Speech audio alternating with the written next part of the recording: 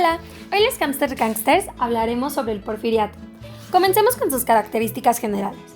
El porfiriato es la etapa en la historia de México que inicia al finalizar el periodo histórico llamado la República Restaurada al triunfo de la Revolución de Tuxtepec en 1876 y termina en 1911.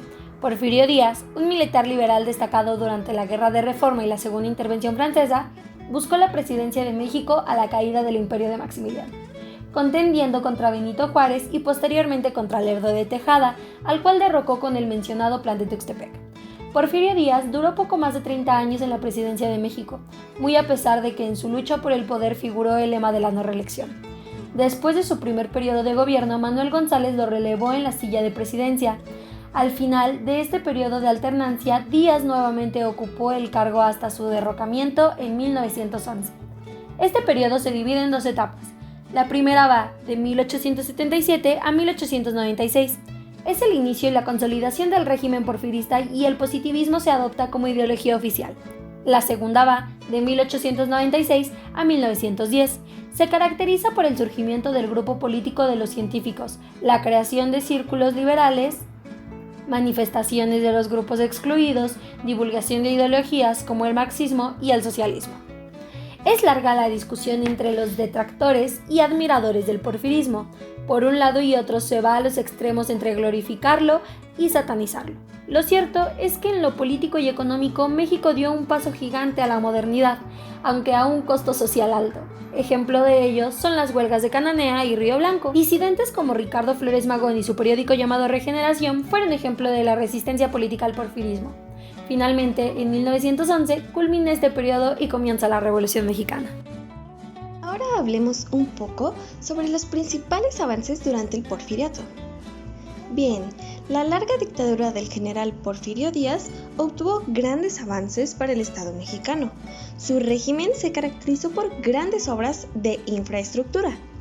Ello fue posible gracias a la entrada masiva del capital extranjero, ya que consolidó la hacienda pública y mejoró la red de comunicaciones. Se establecieron numerosas plantas industriales y se pudo lograr la producción de energía hidroeléctrica. También la extensión del sistema ferroviario, el mayor medio de transporte en México en esa época, recorrían de la capital hacia la frontera norte y de Veracruz. Esto tuvo como principal consecuencia la integración y el fortalecimiento económico de diferentes zonas del país. El automóvil, cuyo primer modelo llegó a México entre 1896 y 1898, logró la instalación de la industria automotriz. Y la electricidad, gracias a la cual un creciente número de empresas pudo montar fábricas e industrias cuyo funcionamiento se mejoró, debido a este avance, hubiera sido impensable su existencia. Así que gracias a electricidad. Vale la pena decir que aumentó el tendido de líneas de telégrafos, que creció de 7.000 a 68.000 kilómetros entre 1877 y 1907. La era telefónica también fue inaugurada en el porfiriato. La primera línea iba del castillo de Chapultepec al Palacio Nacional. Al finalizar el siglo XIX, el país contaba ya con 5.000 aparatos. Y a través de las asociaciones científicas también se logró el desarrollo de la ciencia en nuestro país, tales como la Sociedad Mexicana de Geografía y Estadística y la Sociedad Mexicana de Historia Natural, que aunque fueron creadas antes del porfiriato, fue durante esta época que recibieron un impulso financiero para que se lograra tener un impacto sobre la vida social y la producción del conocimiento. Desde luego, tanto progreso no es atribuible tan solo a la mano dura ni a la astucia que lo caracterizó, sino a la visión política que le hizo rodearse de un grupo selecto de colaboradores encabezados por la crema innata de la intelectualidad, quienes diseñaron el exitoso proyecto de modernización. En tanto al crecimiento económico, tras décadas de estancamiento, el régimen encabezado por Porfirio Díaz logró reanudar el crecimiento económico gracias a que la estabilidad política que se presentaba al inicio de su gobierno atrajo inversiones extranjeras en el país. al igual que las reformas a leyes aduanales, de comercio, de ferrocarriles, de tierras, entre otras. Por ejemplo, el capital norteamericano fue invertido en las vías férreas, el capital español fue dirigido hacia la industria textil y la inversión francesa creó diferentes fuentes de trabajo. Sin embargo, una de las inversiones impulsó la creación de la Ley de Terrenos Baldíos, que pretendía fraccionar las propiedades comunales de los pueblos rurales e indígenas para transformarlas en propiedades comerciables y listas para ser explotadas por particulares. Esta ley despojó a muchos campesinos de sus tierras y como consecuencia se vieron obligados a vender su fuerza de trabajo a las haciendas, transformándose así en peones. Fue tan injusta la ley que para 1910 solo 15% de los campesinos mexicanos eran dueños de sus tierras. Entre los factores más importantes que hicieron posible el crecimiento económico durante esta época se encuentra el ferrocarril, el cual se considera el proyecto de modernización más importante del Porfiriato, que impulsó a gran escala el comercio interno y externo, la expansión de redes telegráficas en ese tiempo, que México establecía la producción eléctrica, la inversión en la tecnología en el país y que se mejorara la eficacia en los procesos mineros gracias a la experiencia acumulada y en el aumento de conocimientos técnicos, debido a que los metales preciosos obtenidos estuvieron ligados con las fluctuaciones del mercado extranjero, por lo que se puede decir que la economía en México encontró un sistema capitalista y con esto surge una condición de dependencia, ya que todas las ramas de producción durante el Porfiriato estuvieron sujetas a las necesidades del mercado externo. Este sistema capitalista fue caracterizado por un proceso de afrancesamiento. Gracias a la afán de modernidad que existió en el Porfiriato, se pretendía una mirada hacia afuera, una tendencia a admirar lo extranjero, aspirar a ello e igualarlo. Para Porfirio, el país al que México debía aspirar era Francia, ya que para ese entonces se podía considerar la capital cultural del mundo. En México, la capital del país era la cara de prosperidad afrancesada. Durante las celebraciones del centenario de la independencia en el año de 1910, los nuevos fraccionamientos recordaban a la ciudad luz y los ciudadanos observaban cómo en las calles las bombillas eléctricas sustituían a las farolas de nafta y trementina, así como también veían cómo los veloces automóviles inquietaban a los caballos y se asombraban al ver y escuchar a esos ruidosos tranvías que se movían como por arte de magia. Gracias a la cultura del consumo que creció por el aumento de la capacidad adquisitiva de los más altos estratos sociales, se notó una clara tendencia en el gusto de las élites hacia los productos extranjeros. Los habitantes de la capital tenían a su alcance productos franceses que podían adquirir en un área comercial que se ubicaba en las calles de Plateros, de la Monterilla, del Empedradillo, del Relox, Portacoeli, la Profesa, de San Francisco, del Refugio, del Portal de las Flores y de San Bernardo. En términos de gastronomía, los restaurantes contaban con chefs y en ocasiones con maîtres d'hôtel traídos de París. En cualquier restaurante que se encontrara en la calle de Plateros o del Coliseo Viejo, se podían degustar platillos de carne de caza y mariscos, como por ejemplo un filete de venado guarnecido con puré de castañas o un tornado, así como los mejores vinos de Borgoña o Burdeos y los excelentes y deliciosos petit fours, pastel de pequeño tamaño, y los gâteaux, que son pasteles. Tal vez el rubro en el que el afrancesamiento se vio más representado fue en la moda. Los modistas franceses, establecidos en pequeñas boutiques y en grandes almacenes departamentales, eran lo último en vanguardia. En cuanto a perfumes y cosméticos, los productos franceses eran una fascinación. Gracias a la corriente migratoria proveniente de Francia, especialmente de la población llamada Barcelonette, y también como influencia de la fundación de las Siete Puertas, un negocio ligado con la moda y las tiendas departamentales, pronto tuvieron éxito los negocios en donde se vendía principalmente una gran variedad de telas para la confección de vestidos y trajes, así como todos los accesorios necesarios para un correcto ajuar de dama, caballero o infantil. Como ya se ha mencionado, estas tiendas importaban de Francia la mayor parte de sus existencias, pero al mismo tiempo emprendieron la fabricación de sus propios productos, empleando materias primas y la compraventa de artículos locales. En los grandes almacenes, los compradores encontraron un ambiente para un nuevo estilo de consumo. Al entrar, el cliente se encontraba con empleados correctos, cortinajes, alfombras y mobiliario adecuado para un ambiente proclive al consumo, y pronto se vio la tendencia de las señoras que consideraban la visita al gran magasin, gran almacén, más como un entretenimiento que como una pesada tarea. Por otro lado, y relacionado con el tema de la moda, algunos pensadores de la época dividían a la sociedad mexicana en 3 grupos según su vestimenta: la clase alta de levita, la clase media de chaqueta y pantalón y la clase baja de calzón de manta. Cada prenda marcaba con claridad su origen en la sociedad.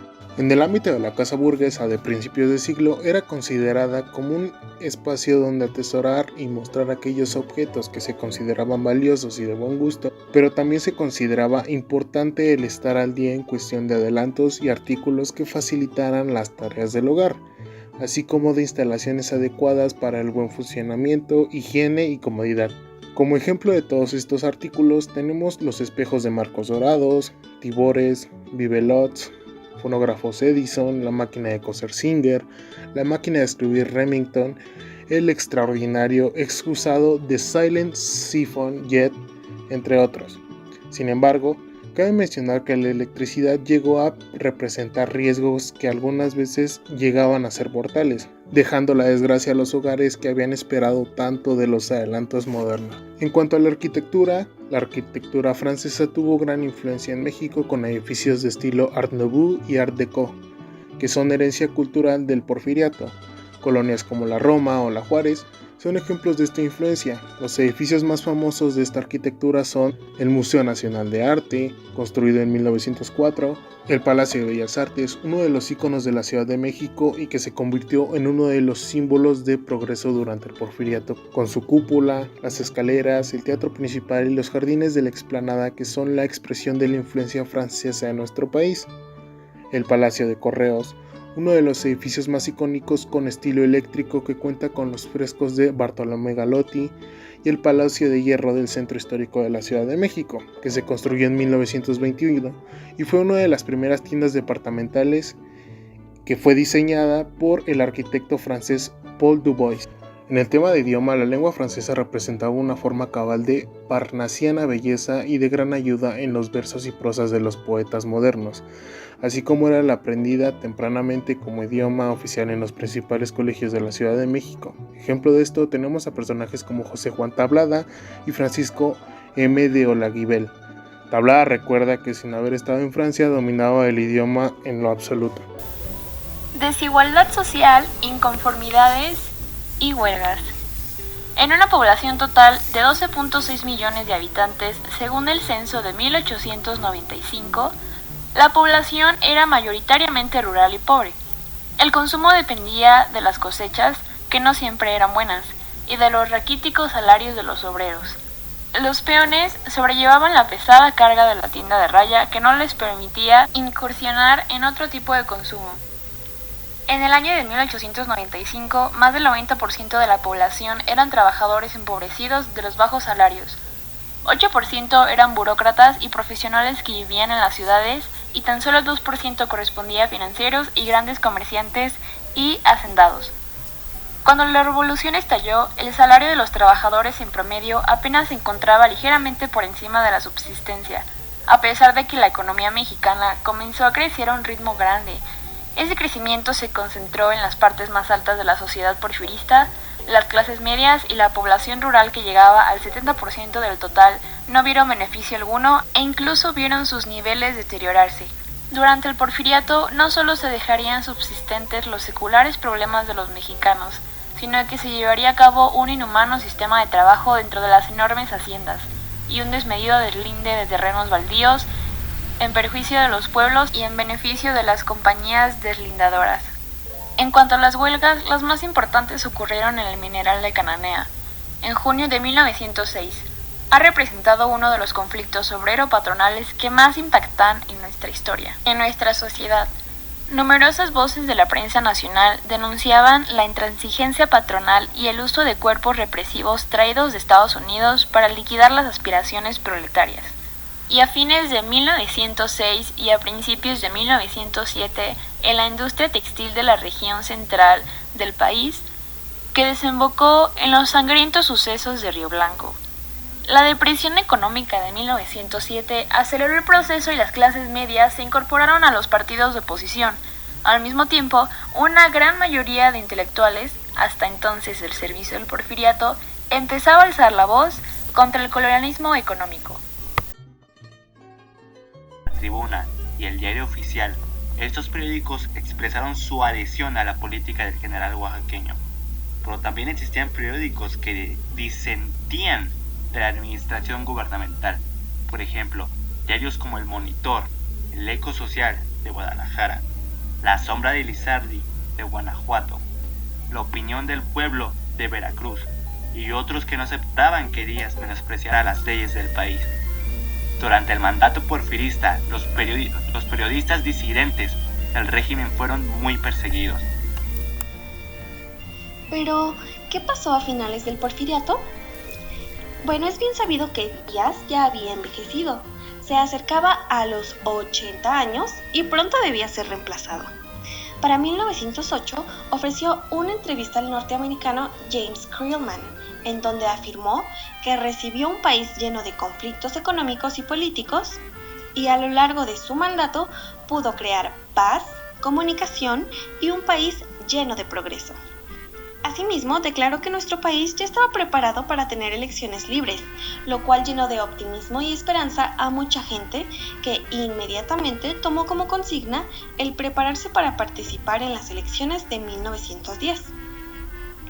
Surgieron diversos partidos políticos, como la creación de la Unión Liberal, Partido Liberal en 1900 por Camilo Arriaga, Partido Liberal Mexicano en 1906, que más tarde se unieron al llamado de la lucha de Madero, el cual fue en 1909, con la creación del partido anti-reeleccionista y con su famoso lema sufragio efectivo, no reelección. Sin embargo, Díaz se retractó y se reeligió nuevamente. En términos generales, Díaz basó su gestión en el positivismo de Auguste Comte, ya que el orden y el progreso iban de la mano. Y las diversas fuerzas sociales opuestas al régimen se pusieron bajo la autoridad de un latifundio, Francisco Madero, quien se levantó en armas contra Díaz. El ejército gubernamental no pudo derrotar a las huestes revolucionarias y ante el deterioro de la situación, el dictador abandonó finalmente el país en mayo de 1911. Esperamos que este video les haya ayudado y que hayan aprendido algunas cosas nuevas. Les mandamos un saludo a sus amigos, los Hamsters Gangsters, y nos vemos en otro video. ¡Adiós!